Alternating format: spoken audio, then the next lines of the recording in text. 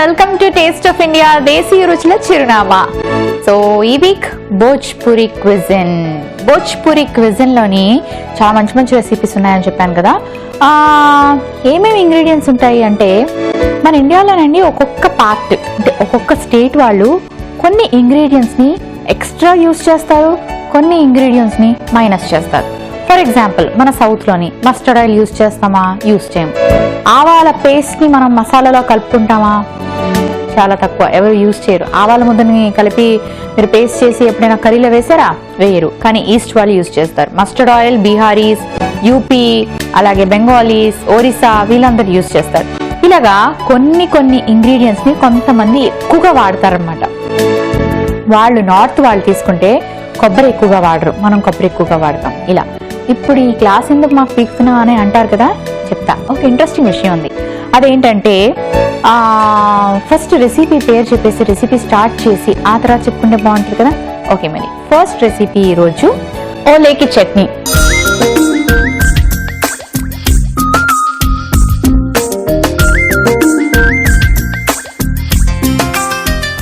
ఓలే ఏంటి? ఓలా క్యాబ్ తెలుసు కానీ ఓలే ఏంటి అనుకుంటున్నారా? కందని ఓలే అంటారండి. సో కందని ఇలా చిన్న చిన్న క్యూబ్స్ లాగా కట్ చేసి పెట్టుకోవాలి. ఆ తర్వాత ఏం చేయాలంటే ఒక కుక్కర్ తీసుకొని ఇందులో ఈ కంద ముక్కలు వేసేసుకొని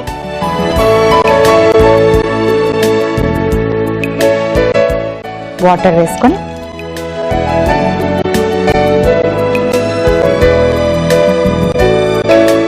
ఒక 3 విజిల్స్ వచ్చేదాకా ఉడికించుకోవాలి. ఓకే, ఆ తర్వాత మిగిలిన ప్రాసెస్ అంతా ఆ తర్వాత చేయాలి. ఈలోపు మనం పచ్చిమిర్చిని చిన్న చిన్న పీసెస్ గా కట్ చేసుకోవాలి. సో కట్ చేసేసుకుంటాను. ఇందుకు ఈ భోజ్పురి వాళ్ళు మనకి యూపీలోనే కాకుండా ఐ థింక్ యూపీలో 21 డిస్ట్రిక్ట్స్ లో భోజ్పురి భాష మాట్లాడే వాళ్ళు ఉన్నారు. అంతేకాకుండా ఒక 7 to 9 డిస్ట్రిక్ట్స్ లోని బీహార్ లో కూడా భోజ్పురి మాట్లాడే వాళ్ళు ఉన్నారన్నమాట. సో యూపీ, బీహారే కాకుండా నేపాల్లో కూడా భోజ్పురి ఎక్కువగా మాట్లాడతారు. ఇంకొక ఇంట్రెస్టింగ్ విషయం ఏంటంటే భోజ్పురిని వీళ్ళు వాళ్ళు మాట్లాడతారని చెప్తున్నాను కదా, పాకిస్తాన్ లో కూడా భోజ్పురి మాట్లాడతారంటండి. ఇంతే కాకుండా మారిషస్ లో కూడా భోజ్పురి మాట్లాడతారంట. అండ్ ఇంకా ఆఫ్రికాలో కూడా భోజ్పురి మాట్లాడతారట. అంటే మనం భోజ్పురి నేర్చుకుంటే ఈ కంట్రీస్ అన్ని వెళ్ళి బతికేయచ్చు అనమాట. పాకిస్తాన్ వద్దులేండి, వేరే ఏదైనా కంట్రీ వెళ్దాం. అయితే భోజ్పురి అన్నది అంత ఇంటర్నేషనల్ లాంగ్వేజ్ లాగా ఉంటుంది. ఇది ఆర్యన్ ఇండియన్ లాంగ్వేజ్ అంటారంటండి. అంటే అటు మనకి వెస్ట్రన్ కంట్రీస్ వాళ్ళు మాట్లాడతారు, ఇండియన్ కంట్రీస్ అంటే ఇండియాలో కూడా భోజ్పురి మాట్లాడతారు కాబట్టి అలా అంటారంట. ఓకే, పచ్చిమిరపకాయలు ఇలా చిన్న చిన్నగా కట్ చేసుకోవాలి. మీతో మాట్లాడుతూ కట్ చేసి పెట్టేసుకున్నాను. ఆ తర్వాత వెల్లుల్లి కూడా ఇలా చిన్న చిన్న పీసెస్ గా కట్ చేసేసుకోవాలి. అలాగే కుక్కర్ 3 విజిల్స్ రావాలి కాబట్టి కాస్త వెయిట్ చేయండి.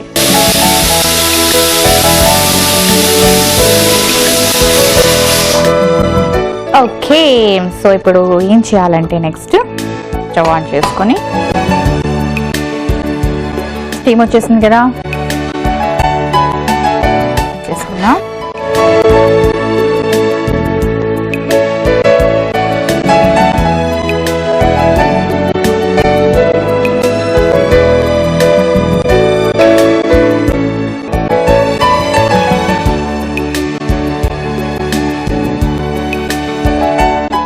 బాయిల్ చేసి పెట్టుకున్న ఈ కంద ముక్కల్ని ఇలా ఒక బౌల్లోకి వేసుకుందాం.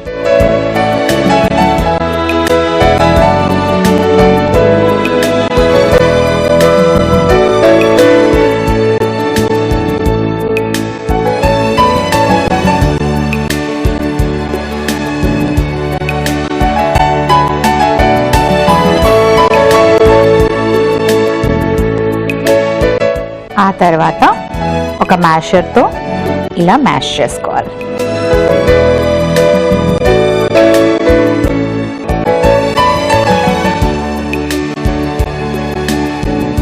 బాగా బాయిల్ చేసుకున్నాం కదా, చాలా ఫాస్ట్గా మ్యాష్ చేసేసుకున్నాం. Okay, done. దీన్ని ఇలా పక్కన పెట్టుకొని కొంచెం ఆవ నూనె వేసుకోవాలి. వీళ్ళకి ఆవ నూనె లేకుండా వంట లేనట్టుంది, అన్నిట్లో ఆవ నూనె వేసుకుంటారు, మామూలు నూనె వాడరేమో. ఓకే, ఆవ నూనె కాస్త హీట్ అవ్వాలి. ఇదో ఏం చేద్దామంటే ఇందులో కొంచెం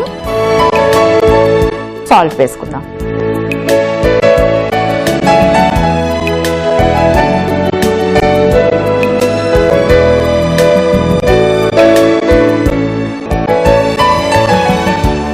సాల్ట్ వేసుకొని బాగా మిక్స్ చేసుకుందాం. అసలు ఎంత వెరైటీగా ఉంది కదా ఈ రెసిపీ, అసలు ఎప్పుడు నేను ఇలాంటి రెసిపీ చూడలేదు. ఓకే, ఇప్పుడు మనకు ఆయిల్ హీట్ అయింది. నల్ల జీలకర్ర వేసుకుందాం. ఆ తర్వాత ముందుగా నేను కట్ చేసి పెట్టుకున్న పచ్చిమిరపకాయలు, వెల్లుల్లి ముక్కలు. ఓకే, ఆ తర్వాత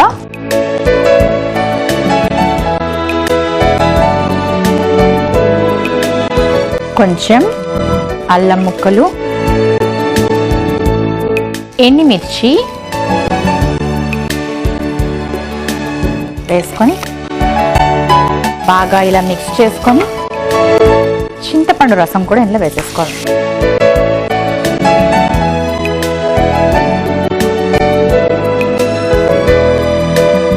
ఆ తర్వాత ఏం చేయాలంటే ఈ బౌల్లోని బాగా మిక్స్ చేసుకున్నాం కదా, కొంచెం పండు మిర్చి పేస్ట్ కూడా తీసుకొని ఇందులో వేసేసుకోవాలి. బాగా మిక్స్ చేసుకోవాలి. ఓకే, బాగా మిక్స్ చేసుకున్నాక ఈ పోపు ఏదైతే ఉందో దీన్ని మనం ఇప్పుడు ఇందులో వేసేసుకోవాలి.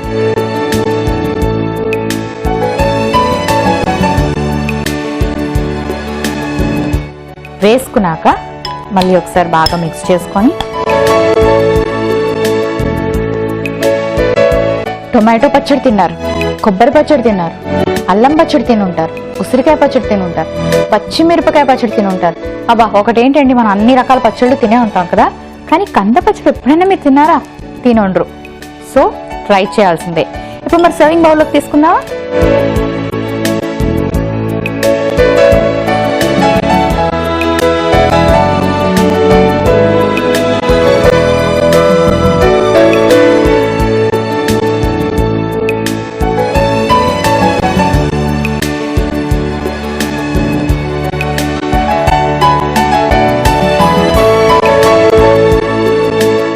వీళ్ళ క్విజన్లో రకరకాల చట్నీలు ఉంటాయని చదివాను, విన్నాను, కానీ మరీ ఇంత వెరైటీగా చట్నీలు ఉంటాయని నాకు తెలియదు.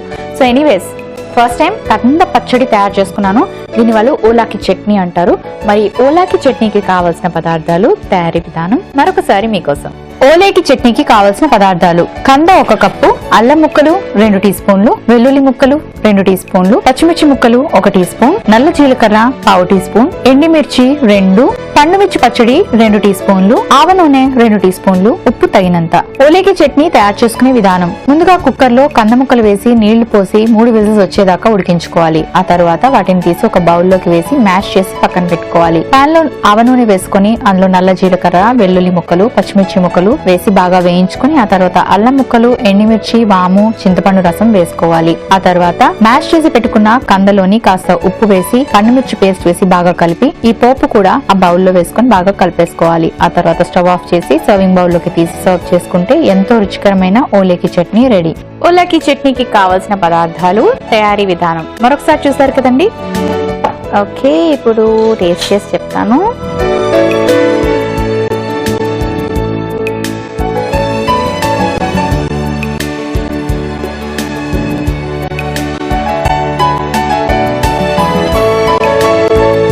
పులుపులుగా వెల్లుల్లి ముక్కలు తగులుతూ కంద ప్యూర్గా ఉందన్నమాట. అంటే బాగా బాయిల్ చేసుకుని మ్యాష్ చేసుకున్నాం కదా, ఒక డిఫరెంట్ టేస్ట్ తోటి మస్టర్డ్ ఆయిల్ ఫ్లేవర్ తెలుస్తూ చాలా డిఫరెంట్గా ఉంది. కానీ దీన్ని ఇలా తింటే ఎలా, దేంతో తింటే బాగుంటుంది? వాళ్ళైతే కటువాతో తింటారంట. మరి ఆ కటువా ఎలా ఉంటుందో ఇప్పుడు చూపిస్తాను.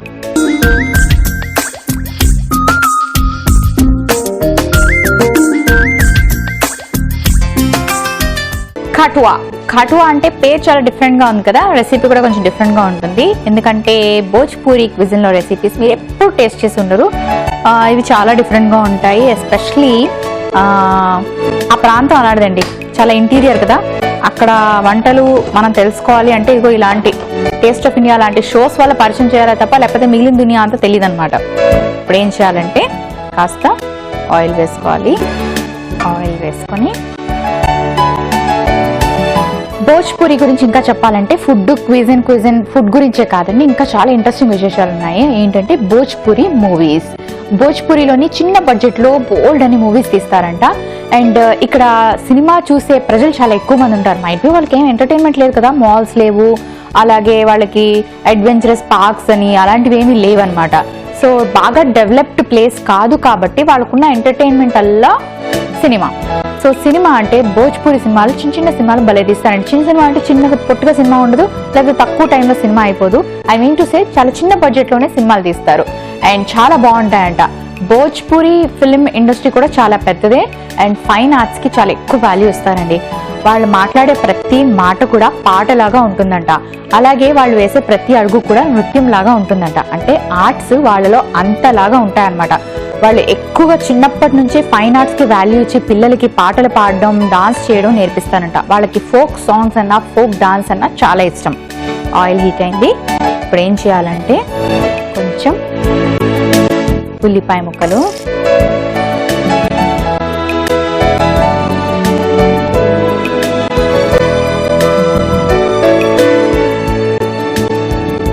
ఆ తర్వాత పచ్చిమిరపకాయలు. వీళ్ళు చాలా స్పైసీ ఫుడ్ తింటారు. నేను ప్రతి రెసిపీని అబ్జర్వ్ చేశాను.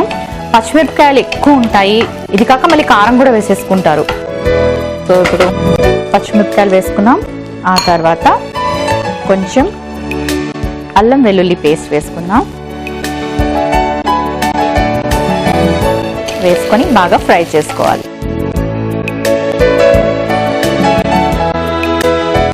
అంతేకాకుండా వీళ్ళ ఫెస్టివల్స్ కూడా మనం చేసుకునే ఫెస్టివల్స్ అన్ని వీళ్ళు చేసుకుంటారు అనమాట. లైక్ వీళ్ళకి ఫస్ట్ సంక్రాంతి వస్తుందండి. ఆ సంక్రాంతిని వీళ్ళు చాలా చక్కగా సెలబ్రేట్ చేసుకుంటారు. మనకు కూడా సంక్రాంతి వస్తుంది కదా, ఇయర్ స్టార్ట్లో జనవరిలో మనం సంక్రాంతి స్టార్ట్ చేసుకుంటాం. సంక్రాంతి పండుగతోటి పండుగలు మొదలవుతూ ఉంటాయి మనకి. వీళ్ళు కూడా సంక్రాంతి చేసుకుంటారు. ఆ తర్వాత జన్మాష్టమి చేసుకుంటారు. ఆ తర్వాత దసరా చాలా బాగా చేసుకుంటారు. దీపావళి చేసుకుంటారు. వినాయకుడి పూజ చేసుకుంటారు, అంటే గణపతి పూజ చేసుకుంటారు. ఇలా మన ఇండియన్ ఫెస్టివల్స్ అన్ని కూడా వీళ్ళు ఫాలో అవుతారు. కాకపోతే నవరాత్రి టైంలోని ఆ 9 days కూడా ప్రతి ఒక్కళ్ళు వీళ్ళ ఊర్లోని నాన్ వెజ్ ని కంప్లీట్ గా అవాయిడ్ చేసి శాకాహారి అనమాట, అంటే వెజిటేబుల్స్, ఓన్లీ వెజిటేబుల్సే తింటారంట. 9th day చాలా రిచ్ గా చాలా బాగా సెలబ్రేట్ చేసుకుంటారంట. ముందే మేకని తీసుకొచ్చి ఇంటి దగ్గర పెట్టి మేకని బలిచ్చి మంచి మంచి రెసిపీస్ అన్ని మీట్ తో కుక్ చేసుకుంటారంట.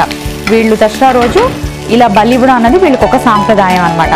ఇంతేకాకుండా వీళ్ళు ఫ్యామిలీ మెంబర్స్ అందరూ, రిలేటివ్స్ అందరూ కూర్చొని తాడి కానీ బంగ్ కానీ అనే డ్రింక్ ఉంటుంది అనమాట, దాన్ని వాళ్ళు తీసుకుంటారు అనమాట. చిన్నవాళ్ళు పెద్ద, అంటే చిన్నపిల్లల దగ్గర నుంచి పెద్దవాళ్ళ వరకు అందరూ తీసుకుంటారంట. అండ్ మీట్ లో కూడా వీళ్ళు ఏంటంటే రకరకాలుగా కుక్ చేసుకుంటారంట. లైక్ కొన్ని స్పెషల్ డిషెస్ ని మాత్రం ఆ రోజు సెలబ్రేషన్స్ కాబట్టి ఆ రోజు మాత్రం కుక్ చేసుకొని అందరూ హ్యాపీగా టైంని స్పెండ్ చేస్తారు. ఓకే, అల్లం వెల్లుల్లి పేస్ట్ కూడా ఫ్రై అయిపోయింది. ఆ తర్వాత ఏం వేసుకోవాలంటే, సో బేసికలీ మన ఫెస్టివల్స్ అని వీళ్ళు కూడా సెలబ్రేట్ చేసుకుంటారు. సాల్ట్ వేసుకున్నాం, పసుపు వేసుకున్నాం. ఆ తర్వాత శనగపప్పుని ఉడకబెట్టి ఇలా పేస్ట్ లాగా తయారు చేసి వేసుకోవాలి.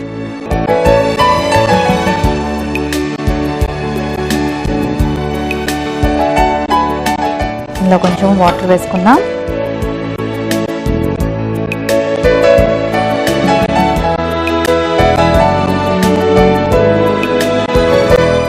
ఓకే, ఎంత వెరైటీగా ఉంది. ఇప్పుడు ఏం చేయాలంటే ఉడికించి పెట్టుకున్న రైస్ని ఇందులో వేసేసుకోవాలి.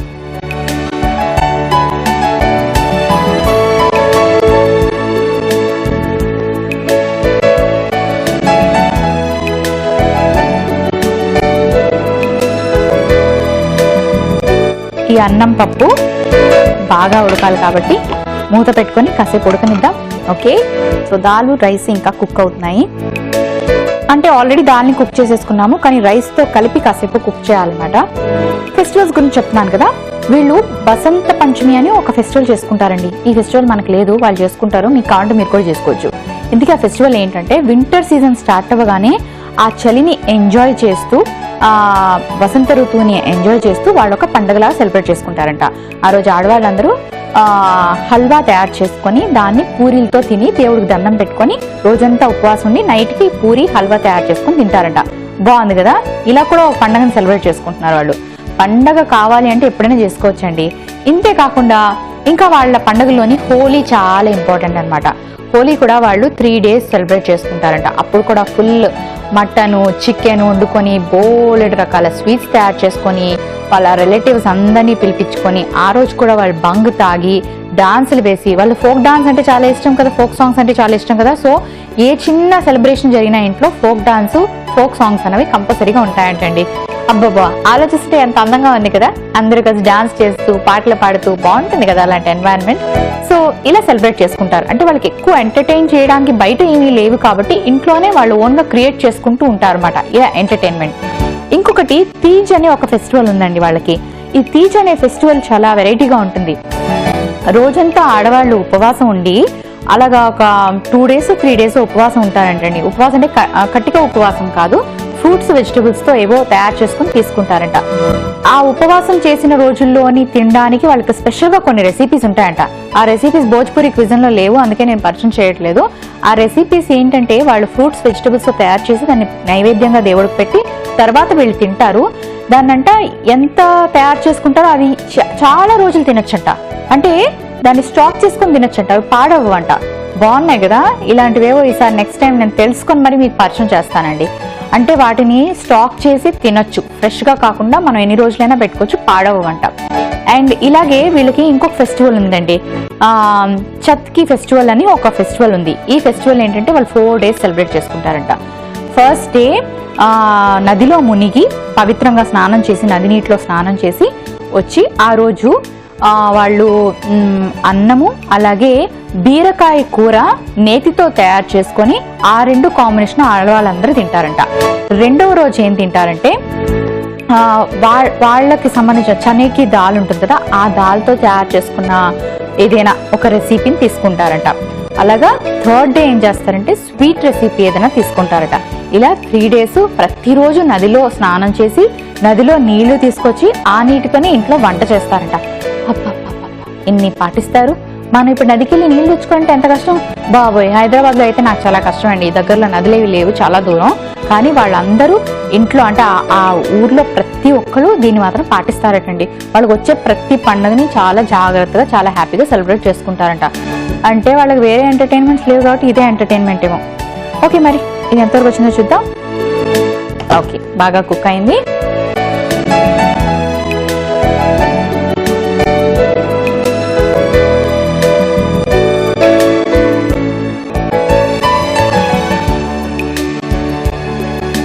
ఇప్పుడు డిష్ అవుట్ చేసుకుందాం.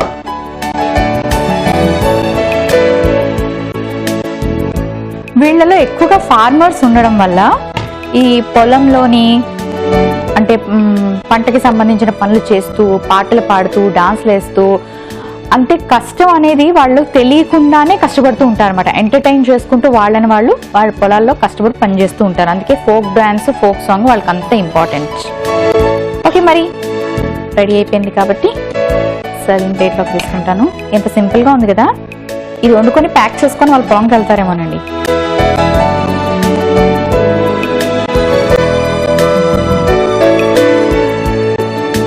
ఇప్పుడు ఏం చేయాలంటే దీని మీద ఇలా నెయ్యి వేసుకోవాలి.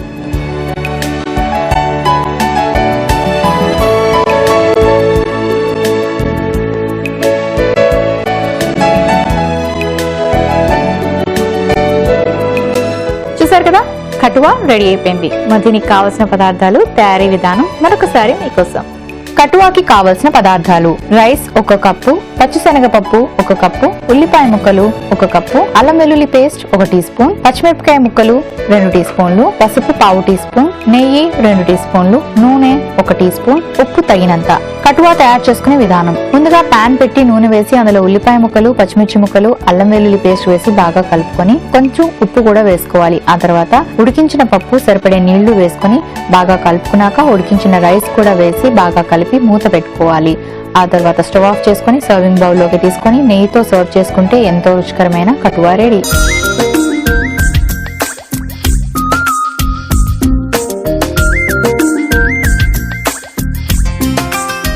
కటువాకి కావాల్సిన పదార్థాలు, తయారీ విధానం మరొకసారి చూసారు కదండి. సో ఇప్పుడు టేస్ట్ చెప్తాను. పప్పన్నమే కదా మాకు టేస్ట్ తెలుసు అంటారా? లేదు, పప్పన్నమైనా సరే నేను దీన్ని కాస్త ఉల్లిపాయ ముక్కలు, పచ్చిమిరపకాయ ముక్కలు, అలాగే అల్లం వెల్లుల్లి పేస్ట్ ఇవన్నీ వేసి ఫ్రై చేసి అందులో పప్పు వేసి కొంచెం డిఫరెంట్ గా చేశాను కదా. సో టేస్ట్ కూడా డిఫరెంట్ గానే ఉంటుంది కదండి. ఇంతే కాకుండా వీళ్ళు పండుగలు, పూజలు చాలా డిఫరెంట్ గా చేసుకుంటారు. అండ్ ఇంకా చెప్పాలంటే బీహార్లోని, యూపీలోని నదులు ఉండడం బట్టి వీళ్ళకి ఏంటంటే రివర్స్ ఉండడం వల్ల ఫిష్ ప్రొడక్షన్ కానీ అలాగే రొయ్యలు కానీ బాగా దొరుకుతాయి అన్నమాట. సో రొయ్యలతోని, చేపలతోని రకరకాల వెరైటీ రెసిపీస్ చేసుకుంటారంట. అండ్ ఈ సీజన్ లో మనకి పంటలు బాగా పండితే అన్ని ఫ్రెష్ గా దొరుకుతాయి. ఓకే, మరి దీని టేస్ట్ ఎలా ఉందో చెప్పేస్తాను. పాపం మీరు వెయిట్ చేస్తున్నారు కదా. నెయ్యి వేసుకున్నాం, పప్పు వేసుకున్నాం, అన్నం వేసుకున్నాం, బాగుండక ఏమవుతుంది?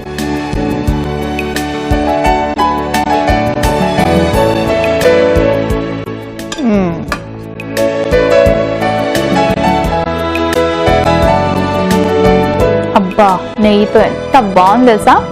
చిన్నపిల్లలకు పెడితే ఎంత ఇష్టంగా తింటారో. ఇట్స్ వెరీ గుడ్ ఐడియా అండి. దీంతో చట్నీలు, కూరలు ఏం అవసరం లేదు, ఇలా ప్లెయిన్ గా తినేయచ్చు.